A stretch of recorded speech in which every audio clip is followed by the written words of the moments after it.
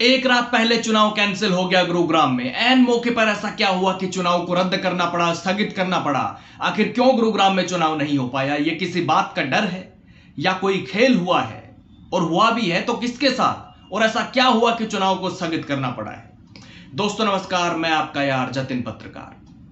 केंद्रीय राज्य मंत्री राव इंद्रजीत सिंह और राव नरबीर सिंह के बीच फिर जबरदस्त जंग दिख रही थी, लेकिन अचानक एक आदेश आया, एक लेटर आया, और उस लेटर में क्या था? चुनाव को स्थगित कर दिया गया। गुरुग्राम में सीनियर डिप्टी मेयर और डिप्टी मेयर पद के लिए 11 अगस्त को वोटिंग होनी थी।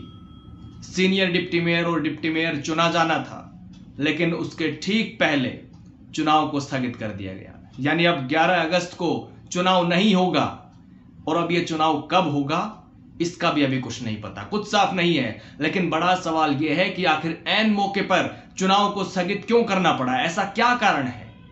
दरअसल वैसे तो जो पत्र जारी हुआ है गुरुग्राम नगर निगम के कमिश्नर प्रदीप दहिया की तरफ से, उसमें बताया गया है कि प्रशासनिक कारण की वजह से मीटिंग को पोस्टपोन किया जा रहा है, स्थगित किया जा रहा है अगले आदेश तक। लेकिन क्या वाकई प्रशासनिक कारण ही है या इसके पीछे कुछ और वजह है?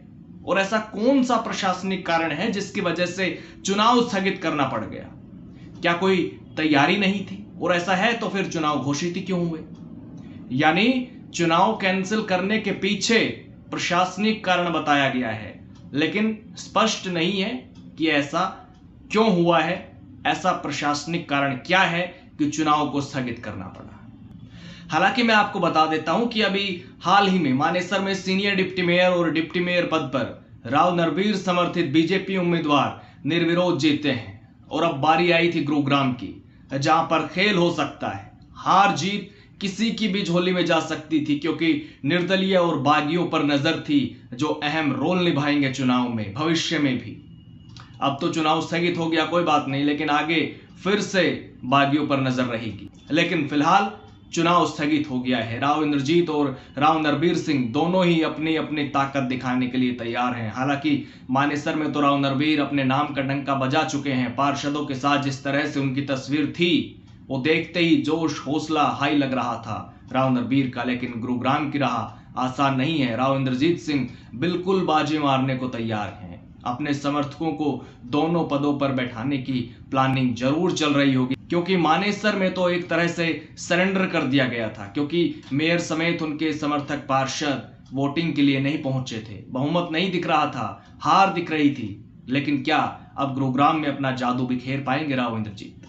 हालांकि अब इसके लिए इंतजार भी करना पड़ेगा, क्योंकि वोटिंग की तारीख जो 11 अगस्त सुबह 11 बजे Haryana institute of public administration sector 18 में जो वोटिंग का शेड्यूल था, वो अब स्थगित हो गया है। लेकिन इसमें प्रशासनिक कारण बताया गया है चुनाव को स्थगित करने के पीछे। हालांकि एक बात और भी है कि दोनों ही ग्रुप्स को समय मिल जाएगा प्लानिंग का, लेकिन ये जो समय मिल रहा है वो हानिकारक किसके लिए होगा? आज के समीकरण किसके पक्ष में होते और कल के समीकरण किसके पक्ष में होंगे? यानी जब भी अब चुनाव होगा तब क्या समीकरण बनेंगे वो कोई नहीं जानता। और अब जो चुनाव अचानक से स्थगित हुआ है, इसके पीछे कारण क्या हो सकते हैं? बस फिलहाल तो इतना जानते हैं कि चुनाव स्थगित हो गया है। नगर निगम कमिश्नर प्रदीप दहिया ने बाकायदा आधिकारिक पत्र जारी कर सभी संबंधित पक्षों को सूचना दी थी। इस महत्वपूर्ण बैठक में सांसद, चारों विधायक, मेयर, सभी पार्षद और वरिष्ठ अधिकारियों की उपस्थिति अनिवार्य की गई थी। गुरुग्राम के सांसद राव इंद्रजीत सिंह और चारों विधायक, जिसमें मंत्री राव नरबीर सिंह भी शामिल हैं, उन सभी को इसमें भाग लेने के लिए आमंत्रित किया गया था, ताकि उनकी उपस्थिति में इस प्रक्रिया को और ज्यादा विश्वसनीय बनाया जा सके। लेकिन अब अगली तारीख का इंतजार करना होगा, क्योंकि चुनाव 11 अगस्त को नहीं है, टल गया है।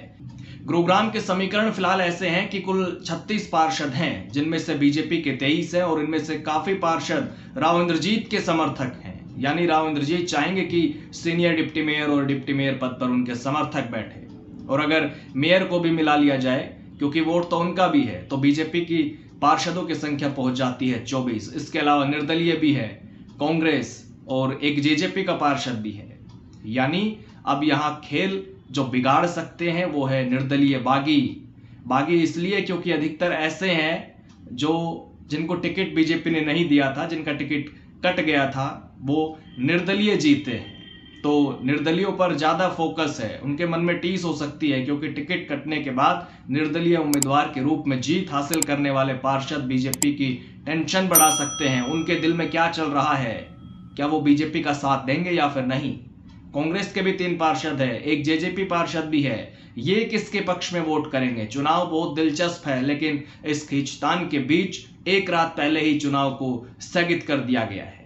हालांकि इतना है कि इलेक्शन बहुत टफ हो गया है, कांटे की टक्कर बताई जा रही है। ऐसे में दिल की धड़कन बढ़नी भी लाजमी है, क्योंकि रोमांच बढ़ गया है, रोमांचक हो गया है चुनाव बिल्कुल। और इसी बीच सवाल तो यह भी है कि चुनाव स्थगित क्यों हुआ। इससे न सिर्फ राजनीतिक रूप से बल्कि विकास कार्य भी प्रभावित हो रहे हैं चुनाव ना होने से, सीनियर डिप्टी मेयर और डिप्टी मेयर का, क्योंकि दोनों पद बहुत अहम है।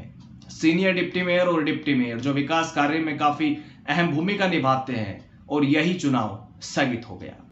वैसे अभी तक तो सभी की निगाहें 11 अगस्त को होने वाली इस महत्वपूर्ण बैठक पर टिकी थी, लेकिन अब चुनाव स्थगित होने पर सवालों के साथ इलेक्शन की तारीख पर भी नजर टिक जाएगी, अगली तारीख पर। लेकिन सब तैयार थे, तो ऐसा क्या हुआ कि इलेक्शन स्थगित करना पड़ा। क्या किसी खेल का डर था, खेला होने का डर सता रहा था किसी को, क्या किसी को हार का डर सता रहा था, या फिर ऐसा कौन सा प्रशासनिक कारण आ गया कि जिसकी वजह से चुनाव को अचानक स्थगित करना पड़ गया, वो भी एक रात पहले।